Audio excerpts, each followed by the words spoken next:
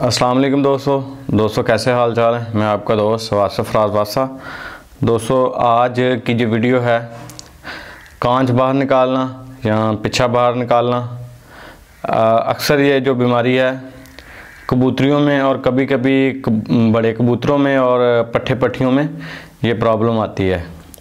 तो इसकी सबसे बड़ी जो पहली वजूहत है कि बाज़ दफ़ा परिंदों को कब्ज़ होती है। हम लोग दाना इस टाइप का डालते हैं कि परिंदों को कब्ज़ हो जाती है।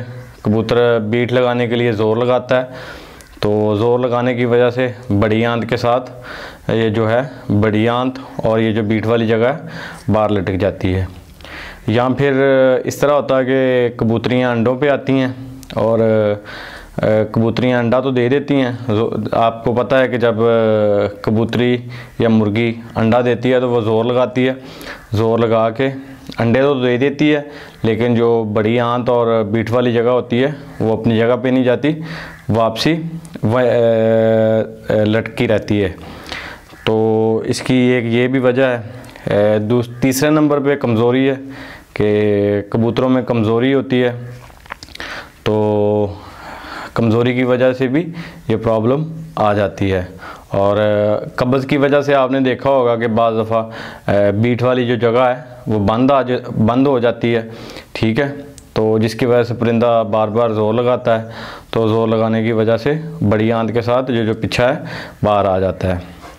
तो इसका जो है इलाज दो नुक्ते मैं आपके साथ शेयर करूँगा आज़मूदा, तो जो भी आपको इजीली मुयस्सर हो आप बना सकते हैं।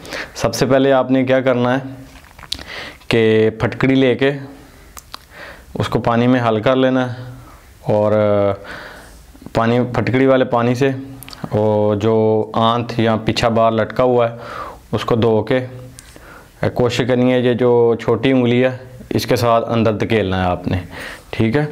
उसके बाद जो है आपने लेनी है रसौंत लेके उसको चने बराबर एक टाइम देना है दिन में, 5 दिन आपने इलाज करना है, ठीक है।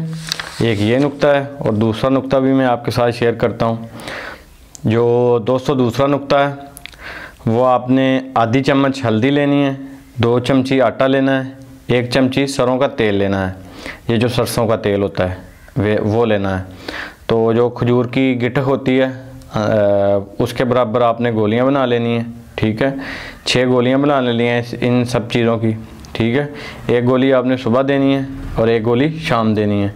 इंशाल्लाह इसके इस्तेमाल से कबूतरी आपकी ठीक हो जाएगी। बिलफर्ज अगर आपने फटकड़ी वाले पानी से उसको धो के अंदर धकेला है, तो अगर नहीं रुक रहा तो ये अमल बार बार आप करें, ठीक है।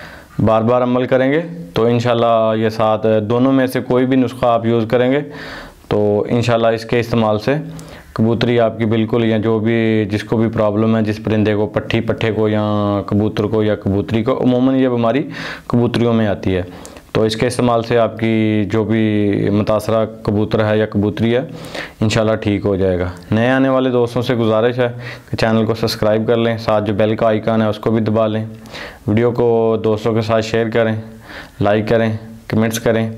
अपना ढेर सारा ख्याल रखिएगा। अल्लाह हाफ़िज़।